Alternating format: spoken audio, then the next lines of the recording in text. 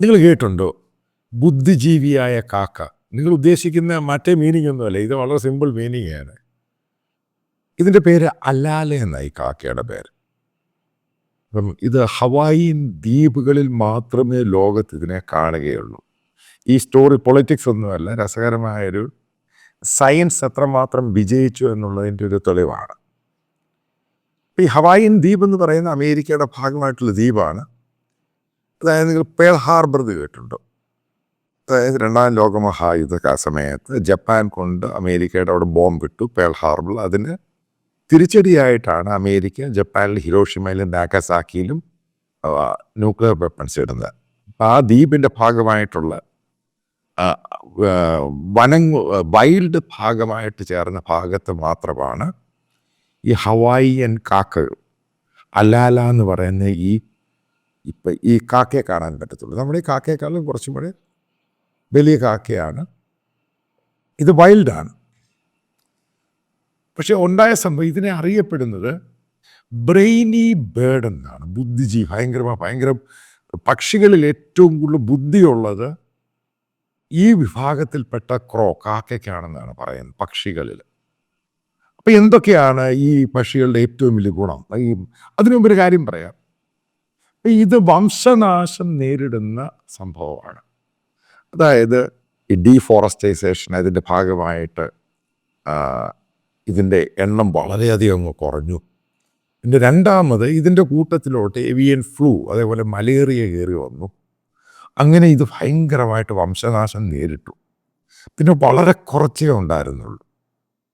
അപ്പം ഇതിനെ അമേരിക്കയിലെ സയൻറ്റിസ്റ്റുകൾ കുറച്ചെണ്ണത്തെ ഇതിനെ ക്യാപ്ചർ ചെയ്തിട്ട് സാന്റിയാഗോ എന്ന് പറഞ്ഞ സൂവിൻ്റെ അടുത്ത് ഒരു സൂ ഉണ്ടാക്കി, ഒരു വനം പോലെ ഉണ്ടാക്കിയിട്ട് അതിനെ അവിടെ വളർത്തിയിട്ട് അതിനെ 2 ദിവസം മുമ്പ് അതിനെ വേറൊരു വനത്തിൽ കൊണ്ടുവിട്ടു. ഹവായിൽ തന്നെ വേറൊരു വനത്തിൽ കൊണ്ടുവിട്ടു. അപ്പം അത് സക്സസ് ആണെന്നാണ് പറയുന്നത്. അപ്പം നമുക്ക് ഈ കാക്കയെ പറ്റി മനസ്സിലാക്കുക എന്താണ് ഈ ഹവായിൻ ക്രോ, അതായത് അലാല എന്ന് പറയുന്ന ഇതിനെ ബുദ്ധിജീവി എന്ന് വിളിക്കുന്നതിൻ്റെ കാരണം എന്താണെന്ന് പറയാം. എവിടെയാണ് ഭക്ഷണം, ഫുഡ്, അത് വളരെ ദുഷ്കരം പിടിച്ച സ്ഥലത്താണെങ്കിലും അത് തേടി കണ്ടുപിടിക്കുന്ന സംഭവമാണ് ഈ ഹിമാലയൻ ക്രോധ അലാല എന്ന് പറയുന്ന ഈ കാക്കകൾ. അതാണ് എൻ്റെ ഏറ്റവും വലിയ പ്രത്യേകത എന്ന് പറയുന്നത്. രണ്ടാമത്തൊരു സംഭവം, ഇതിന് പല രീതിയിൽ ശബ്ദമുണ്ടാക്കാൻ സാധിക്കും. അതായത് അപകടം നേരത്തെ മണത്തെറിഞ്ഞ് അതിൻ്റെ ശബ്ദമൊന്ന് വേറെയാണ്. സൗഹൃദമായിട്ട് ഇത് പുറപ്പെടുവിക്കുന്ന ശബ്ദം വേറെയാണ്. അതായത് ഇത് കളിക്കുമ്പോൾ അതുണ്ടാക്കുന്ന ശബ്ദം വേറെയാണ്. അതായത് 4-5 രീതിയിലുള്ള ശബ്ദങ്ങൾ പുറപ്പെടുവിക്കാൻ കഴിയുന്ന കാക്കകളാണ് ഈ അലാല. ഇതിൻ്റെ മൂന്നാമത്തെ പ്രത്യേകത എന്ന് പറയുന്നത്, ഇതിപ്പോഴ് മനുഷ്യനുമായിട്ട് പെട്ടെന്ന് ചേരും. അതായത് ഒരു മനുഷ്യനെ എവിടെയെങ്കിലും കണ്ടു കഴിഞ്ഞാൽ, അതുമായിട്ട് ചെറിയതായിട്ട് ലോഹ്യമായാൽ എവിടെ പോയാലും അതിനെ കണ്ടുപിടിക്കും, അതിൻ്റെ അടുത്ത് വന്നിരിക്കും. അപ്പം അതൊരു വലിയ സംഭവമാണ് അത്. കാരണം അത്രമാത്രം ബുദ്ധിപരമായിട്ട് ചിന്തിച്ച് ആൾക്കാരെ ഐഡൻറ്റിഫൈ ചെയ്യാൻ ഈ കാക്കയ്ക്ക് കഴിയും. അതുപോലെ മനുഷ്യനുമായിട്ട് ഇത് ചേർന്ന് കളികളിൽ ഏർപ്പെടും. അപ്പോൾ ഉണ്ടാക്കുന്ന ശബ്ദം വേറെ. അപ്പം ഇതെല്ലാം കൂടെ കണക്കിലെടുത്ത് നിങ്ങൾക്കറിയാം, ചില ബ്രീഡുകളൊക്കെ, നായയുടെ ബ്രീഡ് വലിയ ഇൻ്റലിജൻറ്റ് ബ്രീഡായിരിക്കും, ചിലത് വളരെ മോശമായിരിക്കും, ചില പന്നിയായിരിക്കും.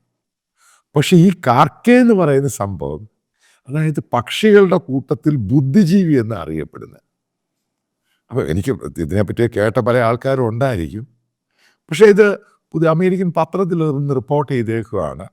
അപ്പോൾ അതിനെ തിരിച്ചു കൊണ്ടുവരാൻ വേണ്ടി, കാരണം ഇത് എക്കോളജിക്കൽ ഇമ്പാക്റ്റ് ഉണ്ടാക്കുന്ന സംഭവമാണ്. ഇതിൻ്റെ വംശനാശം ഉണ്ടായിക്കഴിഞ്ഞാൽ ഈ ഹവായിൻ ദ്വീപുകളിലെ ഐലൻഡുകളിലെ കാടുകളിൽ ആ എക്കോസിസ്റ്റം തകർന്നു പോകും.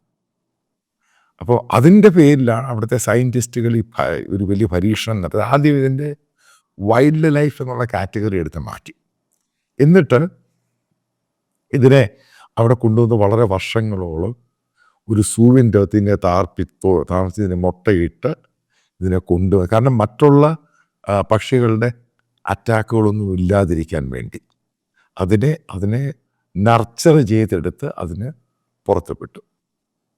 പിന്നെ ഏറ്റവും പ്രത്യേകത ഞാൻ കാണുന്ന ഈ പക്ഷിയുടെ ഏറ്റവും അലാലയുടെ ഏറ്റവും പ്രത്യേകത എന്ന് പറയുന്നത്, ഇതിൻ്റെ ഭക്ഷണം കിട്ടിക്കഴിഞ്ഞാൽ ഇതിൻ്റെ പങ്ക് മറ്റുള്ളവർക്കും സൗഹൃദത്തോട് കൊടുക്കുന്ന ഒരു പക്ഷി കൂടിയാണ്. നമ്മളിപ്പോൾ അത് കോഴിയെ കാണുമ്പോൾ കോഴി അതിൻ്റെ കുട്ടികൾക്ക് മാത്രമേ കൊടുക്കൂ, മറ്റുള്ളവർക്ക് കൊടുക്കുകയൊന്നുമില്ല. പക്ഷെ ഇതങ്ങനല്ല. അതിൻ്റെ ഭക്ഷണം മറ്റുള്ളവർക്ക് കൊടുക്കും. അതേപോലെ തന്നെ മറ്റുള്ള പക്ഷികൾ, കാക്ക അതിൻ്റെ വെറൈറ്റി അല്ലാത്ത, അതിൻ്റെ ബ്രീഡല്ലാത്ത മറ്റുള്ള പക്ഷികൾക്കും ഈ കാക്ക, അതായത് അലാല എന്ന് പറയുന്ന കാക്ക, അത് അവർക്കും അത് പകുത്തു കൊടുക്കും. പകുത്തു കൊടുക്കുന്ന പറയാം, അവർ എത്ര പേരാണ് അവർക്കെല്ലാം അനുകൂലമായിട്ട് അത് നിന്ന് കൊടുക്കും. അപ്പോൾ ഇങ്ങനെ സംഭവത്തെ പറ്റി ചിലപ്പം ആദ്യമായിട്ട് കേൾക്കും. ഞാനിത് വായിച്ച് കഴിയുമ്പോൾ ഞാനിത് ആദ്യമായിട്ട് കേൾക്കുന്നു. ഇങ്ങനൊരു ക്രോ ഉണ്ട്. അതായത് നമ്മളിപ്പം നാട്ടിൽ കാണുന്ന കാക്കയാണെങ്കിലും അത് പക്ഷിയൊക്കെ വ്യത്യാസമായ പക്ഷിയാണ്. പക്ഷേ ഈ ഹവായിയൻ അലാല എന്ന് പറയുന്ന ഈ ക്രോ, അതിനെപ്പറ്റി എൻ്റെ ഫീച്ചേഴ്സൊക്കെ വായിച്ച് കഴിഞ്ഞപ്പോൾ ഇറ്റ്സ് വെരി ഇൻട്രസ്റ്റിംഗ്. കാരണം ഒരു പക്ഷിക്ക് ഒരു മനുഷ്യൻ, അത് നിങ്ങൾക്കറിയുന്ന വളർത്തുവാണെങ്കിൽ ഫൈൻ. ഇതങ്ങനല്ല. ഇതിനെ ആ മനുഷ്യനെ എവിടെയെങ്കിലും വെച്ച് കണ്ടു കഴിഞ്ഞാൽ ഒരു ഭക്ഷണം കൊടുത്തു കഴിഞ്ഞാൽ ഈ മനുഷ്യനെ ആ പക്ഷി വീണ്ടും തിരിച്ചറിയാൻ അയാളെ തപ്പിപ്പോവും. പിന്നെ ദുഷ്കരമായ ഭക്ഷണം തരും. കാരണം വളരെ ഡിഫിക്കൽട്ടായിട്ടൊരു ടെറയിൽ പോലും ഈ പക്ഷി പോയി ആഹാരം ഫൈൻഡ് ഔട്ട് ചെയ്യും. അത് ചെറിയ സംഭവമൊന്നുമല്ല. പിന്നെ മനുഷ്യരുമായിട്ട് ചേർന്നുള്ള കളികളിൽ ഏർപ്പെടുന്നു. പിന്നെ ഇത് പുറപ്പെടുവിക്കുന്ന വിവിധ രീതിയിലുള്ള വോയിസസ്. ചിലപ്പോൾ ഇത് പാട്ട് പാടുമെന്നാണ് പറയുന്നത്. അപ്പം ഇങ്ങനെയുള്ള പക്ഷികളൊക്കെ ഈ ലോകത്തുണ്ട്. അപ്പം അത് വംശനാശം നേരിട്ട് അതിനെ തിരിച്ചു കൊണ്ടുവന്ന് കഴിഞ്ഞപ്പോൾ ഉറപ്പായിട്ട് ഇതിനെപ്പറ്റി കൂടുതൽ അറിയാൻ താല്പര്യമുണ്ട്.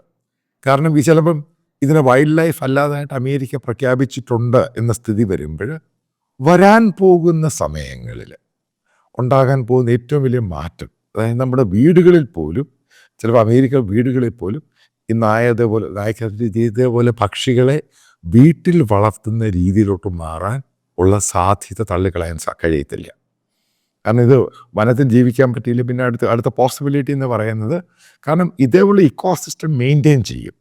കാരണം ഈ ചെറിയ മീനുകളും അതും ഇതൊക്കെയാണ് ഇത് കഴിക്കുന്നത്, ചില മുട്ടകൾ സംഭവമൊക്കെ. പക്ഷേ ഇതേപോലെ മനുഷ്യനുമായിട്ട് ഇണപഴകി അത് വീട്ടിൻ്റെ അകത്ത് എന്തെങ്കിലും വരുന്നു, പ്രശ്നം വരുന്നു, അതിന് പ്രത്യേക ശബ്ദം, സ്നേഹിക്കാൻ വിളിക്കുന്നു, അതിന് പ്രത്യേക ശബ്ദം. അപ്പം ആലോചിച്ച് നോക്കുക. അപ്പം ഒരു വലിയൊരു മാറ്റമാണ് ഇതും കൊണ്ടുണ്ടാകുന്ന സാന്റിയാഗോ ഗ്ലാസ് റിസർച്ചിൽ. അത് ചിലപ്പം വരാൻ പോകുന്ന സമയത്ത് ചിലപ്പോൾ ജനങ്ങളുടെ തന്നെ ഒരു പെറ്റ് പക്ഷിയായിട്ട് തത്തയൊക്കെ വളർത്തുന്ന പോലെ അതിനേക്കാളും കാര്യമായിട്ട് ഈ അലാല എന്ന് പറയുന്ന ക്രോവിനെ വളർത്താനുള്ള സാധ്യത വളരെ കൂടുതലാണ്.